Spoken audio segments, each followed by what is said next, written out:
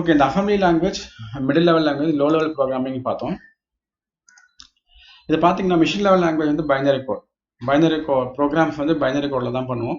இந்த binary code வந்து directly easily understand by computer process. Computer ப்ராசஸருக்கு, கம்ப்யூட்டர் ஹார்ட்வேர் காம்பனண்ட்டுக்கு வந்து பார்த்தீங்கன்னா இந்த பைனரி கோட் தான் புரியும். அதனால இந்த லாங்குவேஜ் வந்து டைரெக்டாக வந்து நம்ம இன்புட்டாக தந்துடலாம். இங்கே இப்போ கம்ப்யூட்டர் ப்ராசஸர் ரீட் பண்ணி அதுக்கேற்ற வேலையை பண்ணிடுது.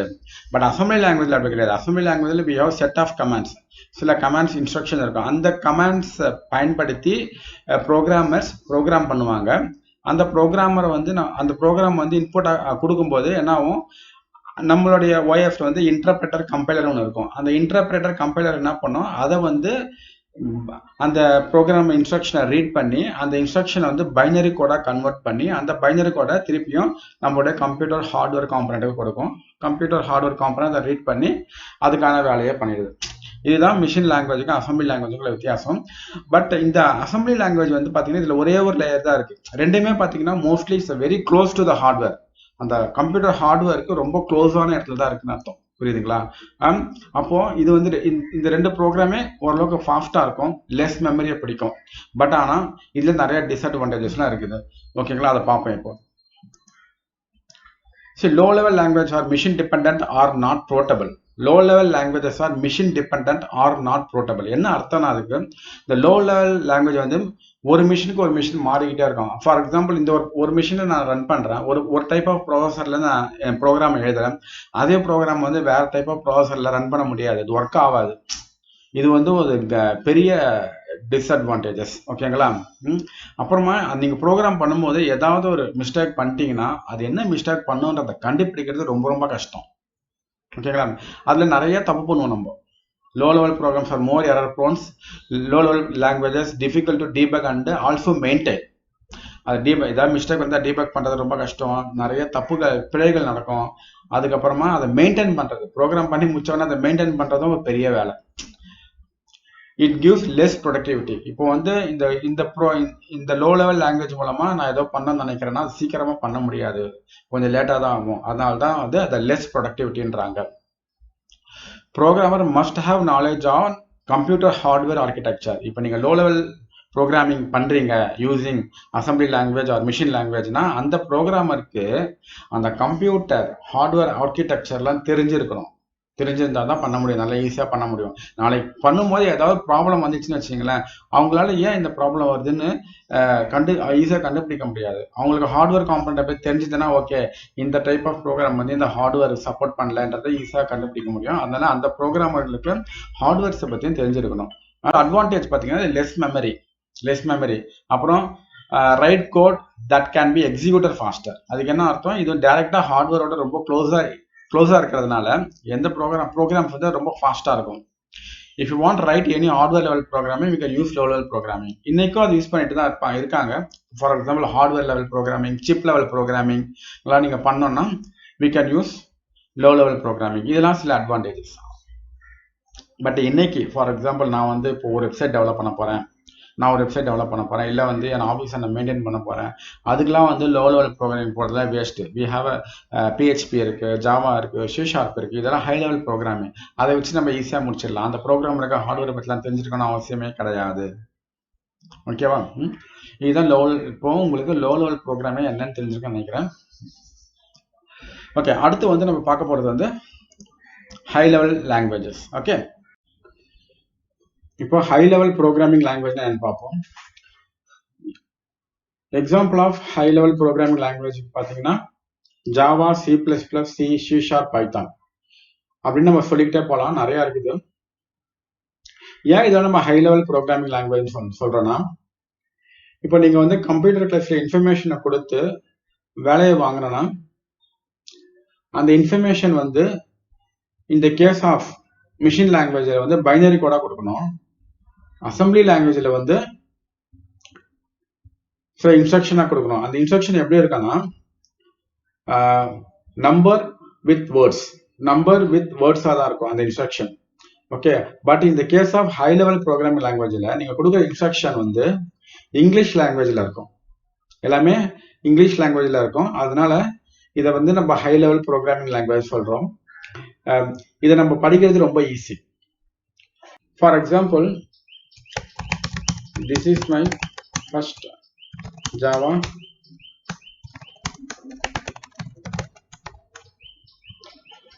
இந்த ஸ்டேட்மெண்ட்டை கம்ப்யூட்டர் மானிட்டர்ல பிரிண்ட் பண்ணணும். நான் ஜாவா கிட்ட சொல்லி, hey Java, I want to print this statement in my computer monitor. Okay, இதுகிட்ட ஜாவா கிட்ட சொல்லணும், எனக்கு இந்த ஸ்டேட்மெண்ட்டை என் கம்ப்யூட்டர் மானிட்டர்ல பிரிண்ட் பண்ணேன்னு சொல்லணும். அது இதை படிச்சு மானிட்டர்ல பிரிண்ட் பண்ணணும். அதுக்கு நம்ம என்ன பண்ணுவோம் ஜாவாலனா, println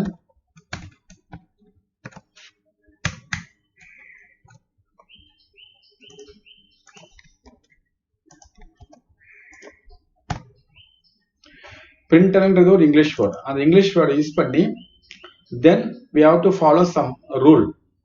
println open the parenthesis. parenthesisனா இதான். Okay, open the parenthesis. அப்புறம் நீங்க என்ன பிரிண்ட் பண்ண நினைக்கிறீங்களோ அந்த ஸ்டேட்மெண்ட் அப்படியே இங்க கொடுக்கணும். அந்த ஸ்டேட்மெண்ட் எதுக்குள்ள இருக்கணும்? வித்தின் டபுள் கோட்ஸ்குள்ள இருக்கணும். டபுள் கோட்ஸ்குள்ள அந்த ஸ்டேட்மெண்ட் இருக்கணும். அதுக்கப்புறமா இந்த parenthesis க்ளோஸ் பண்ணிட்டு அப்புறமா செமிகோலன் தரணும். இதுதான் ரூல்.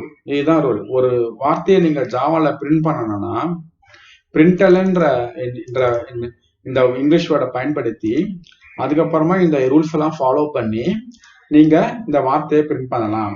இந்த ரூல்ஸை தான் வந்து என்ன சொல்லுவாங்கன்னா சின்டாக்ஸ்னு சொல்லுவாங்க. சின்டாக்ஸ். ஓகே, சின்டாக்ஸ்னு சொல்லுவாங்க.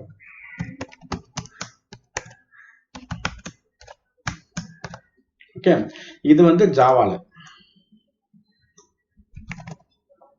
இதுவே நான் வந்து சில பண்ணனா என்ன பண்ணணும்? சில பாத்தீங்கன்னா printf இந்த ஸ்டேட்மெண்ட் அப்படியே கொடுக்க வேண்டியதுதான். சில printfன்ற இங்கிலீஷ் வார்த்தை பயன்படுத்தணும். அதுக்கப்புறம் இந்த ரூல்ஸ் எல்லாம் யூஸ் பண்ணி ஃபாலோ பண்ணி நம்ம பிரிண்ட் பண்ணிக்கலாம். இதுதான் சியோட சின்டாக்ஸ். சியோட சின்டாக்ஸ். ஒரு வார்த்தையை ஸ்கிரீன்ல பிரிண்ட் பண்ணோம்னா சில இந்த சின்டாக்ஸை பயன்படுத்தணும். அதாவது இந்த ரூல்ஸை பயன்படுத்தணும். கம்ப்யூட்டர்ல சின்டாக்ஸ் தான் சொல்லுவாங்க. ஓகே, கம்ப்யூட்டர் ப்ரோக்ராமிங்ல நம்ம இதை சின்டாக்ஸ் சொல்லுவோம். C++ எப்படி பண்ணுவோம்னா cout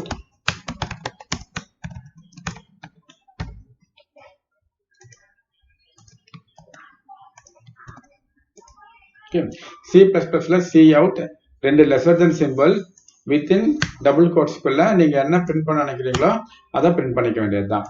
ஸோ இந்த 3 லாங்குவேஜ்லயும் நம்ம வந்து இங்கிலீஷ் வேர்ட் தான் யூஸ் பண்றோம். அந்த இங்கிலீஷ் வேர்டை யூஸ் பண்ணி we are following some rules.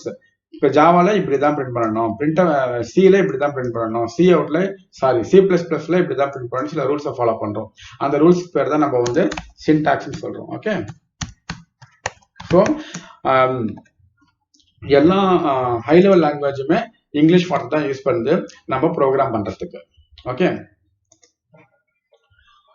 பாத்தீங்கன்னா advantages. Easier to write a program because all instruction based on English language. இப்போ நான் சொன்னதுதான், ரொம்ப ஈஸியா வந்து ப்ரோக்ராம் பண்ணலாம். ஏன்னா எல்லா இன்ஸ்ட்ரக்ஷனை வந்து இங்கிலீஷ் லாங்குவேஜை பேஸ் பண்ணி தான் இருக்கும். we can write a program very fast. English லாங்குவேஜ்ன்றதுனால நம்ம வந்து ப்ரோக்ராம் வந்து ரொம்ப ஃபாஸ்டாவே பண்ணலாம். easier to debug the program if you face an issue. என்ன அர்த்தம் இதுக்கு? easier to debug. இப்போ நீங்க ப்ரோக்ராம் பண்றீங்க, நடுவில் ஏதோ தப்பு பண்ணிட்டீங்க, அதனால நீங்க எதிர்பார்க்கிற அவுட்புட், நீங்க எதிர்பார்க்கிற ரிசல்ட் கிடைக்கல, அப்போ நீங்க உங்க ப்ரோக்ராம்ல ஏதோ தப்பு பண்ணிட்டீங்கன்னு அர்த்தம். அந்த தப்பை வந்து நீங்க ஈஸியான கண்டுபிடிச்சிடலாம். ஓகேவா? இப்போ நீங்க ஏதாவது தப்பு பண்ணிட்டீங்கன்னா இந்த ஜாவா ப்ரோக்ராம் என்ன பண்ணோம்னா அழகா மெசேஜ் சொல்லும், நீங்க இந்த இடத்துல தப்பு பண்ணிருக்கீங்கன்னு. அதை வச்சு நம்ம ஈஸியா கண்டுபிடிச்சிடலாம். தென் டிஸ்அட்வான்டேஜஸ். அட்வான்டேஜஸ் ஒன்று இருந்தா கண்டிப்பா டிஸ்அட்வான்டேஜஸும் இருக்கும். பட் இதை பத்தி நீங்க ரொம்ப ஒரி பண்ணிக்க தேவையில்ல. It take more translation to convert machine code. இப்போ இங்க பாத்தீங்களா மிஷின் லாங்குவேஜ்ல பாத்தீங்கன்னா மிஷின் லெவல் லாங்குவேஜ்ல எல்லா ப்ரோக்ராம் எப்படி பண்ணுவோம்? பைனரி கோட்ல தான் பண்ணுவோம்.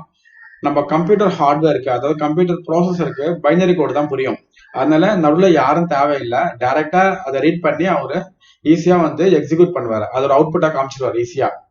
அதே மாதிரி தான் அசம்பிளி லாங்குவேஜ்ல பாத்தீங்கன்னா நடுவில் தான் ஒரு இன்டர்பிரேட்டர் இருக்காரு. அவர் என்ன பண்ணுவாரு, அதை ரீட் பண்ணி டக்குன்னு கம்ப்யூட்டர் ப்ராசஸர் கொடுத்துருவாரு. இதுவும் ரொம்ப ஃபாஸ்டா தான் இருக்கும். ஆனா ஹை லெவல் லாங்குவேஜ்ல அப்படி கிடையாது. ஜாவாவை எடுத்துக்கிட்டீங்கன்னா ஜாவால ப்ரோக்ராம் எழுதிட்டு அதை ரன் பண்ணும்போது அதை அவுட்புட்டா பார்க்கணும்னு நினைக்கும் போது அது மிஷின் கோடா கன்வெர்ட் ஆகணும். ஃபர்ஸ்ட் மிஷின் கோடா கன்வெர்ட் ஆகிறதுக்கு நிறைய ப்ராசஸ் இருக்கு. பேக்ரவுண்ட்ல நிறைய ப்ராசஸ் எக்ஸிக்யூட் ஆகும். அதெல்லாம் எக்ஸிக்யூட் ஆன பிறகுதான் ஃபைனலா மிஷின் கோடா கன்வெர்ட் ஆகி நம்ம எதிர்பார்க்கிற அவுட்புட்டை நம்மளுக்கு கொடுக்கும். ஓகே, இப்போ என்ன சொல்றாங்க, இதுல இட் டேக் மோர் டிரான்ஸ்லேஷன், அதுல நிறைய ஸ்டெப்ஸ் இருக்கு மிஷின் கோடா கன்வெர்ட் ஆகிறதுக்கு. அதனால high level programming slower then compared to low level programming. Low level programming வந்து ஃபாஸ்டா இருக்கும், ஹை லெவல் ப்ரோக்ராமிங் வந்து ஸ்லோவா தான் இருக்கும். cannot interact, ஸ்லோவானா ரொம்ப ஸ்லோவாலாம் இருக்குன்னு நினைக்காதீங்க. ஓகேங்களா, இப்போ நம்ம ரன் பண்ணும்போது நீங்க ஒரு ஜாவா ப்ரோக்ராம் எழுதிங்க, ஜாவால வந்து ஒரு ஜாவா ப்ரோக்ராம் எழுதிங்கன்னா அது எக்ஸிக்யூட் பண்ணீங்கன்னா ரொம்ப ஃபாஸ்டா தான் இருக்கும். ஓகேங்களா, நீங்க அப்படி திங்க் பண்ண தேவையில்ல இது ரொம்ப ஸ்லோவா இருக்கும்லாம். Okay, cannot interact directly with the hardware. இந்த ஹை லெவல் ப்ரோக்ராம்லாம் பாத்தீங்கன்னா டைரக்டோட இந்த ஹை லெவல் ப்ரோக்ராம்லாம் ஹார்ட்வேர்ல டைரக்டா இன்டராக்ட் பண்ணாது. ஏன்னா நடுவில் நிறைய லேயர்ஸ் இருக்கு, டைரக்டா இன்டராக்ட் பண்ணாது. பட் ஆனா இந்த இடத்துல பாத்தீங்கன்னா மிஷின் லெவல் லாங்குவேஜ் அசம்பிளி லாங்குவேஜ்லாம் it's interact directly hardware. Okay, it takes more memory to run. இந்த ஹை லெவல் லாங்குவேஜ் ஒரு ப்ரோக்ராமை ரன் பண்ணி அதோட அவுட்புட்டை நீங்க பார்க்கணும்னு நினைக்கிறீங்கன்னா அதுக்கு நிறைய கொஞ்சம் மெமரி எடுத்துக்கும். பட் ஆனா லோ லெவல்ல அப்படி கிடையாது. ஓகே, அடுத்த ஸ்லைட் பாத்தீங்கன்னா ப்ரோக்ராமிங் லாங்குவேஜ் எவல்யூஷன். சும்மா நான் உங்களுக்கு காமிக்க நினைக்கிறேன். கம்ப்யூட்டர் ஹார்ட்வேர் ஃபைனலா உங்க ப்ரோக்ராம் எங்க போகுதுன்னா கம்ப்யூட்டர் ஹார்ட்வேருக்கு போயிட்டு அங்கதான் எக்ஸிக்யூட் ஆகுது. ஓகேங்களா, ஃபர்ஸ்ட் என்ன ப்ரோக்ராமிங் லாங்குவேஜ் யூஸ் பண்ணோம், மிஷின் லாங்குவேஜ் யூஸ் பண்ணோம், அதுக்கப்புறம் அசம்பிளி லாங்குவேஜ் யூஸ் பண்ணோம், அதுக்கப்புறமா இப்போலாம் ஹை லெவல் லாங்குவேஜ் யூஸ் பண்றோம். ஹை லெவல் எக்ஸாம்பிள் வந்து ஜாவா, C++, C# நிறைய இருக்குது. ஓகேங்களா, இப்போ மோஸ்ட்லி நம்ம வந்து ஹை லெவல் லாங்குவேஜ் தான் யூஸ் பண்ணிட்டு இருக்கோம். இப்போ இந்த ஹை லெவல் லாங்குவேஜையே நம்ம வந்து நிறைய விதமா பிரிக்கலாம். அதை வந்து அடுத்த செஷன்ல பார்ப்போம். ஓகே,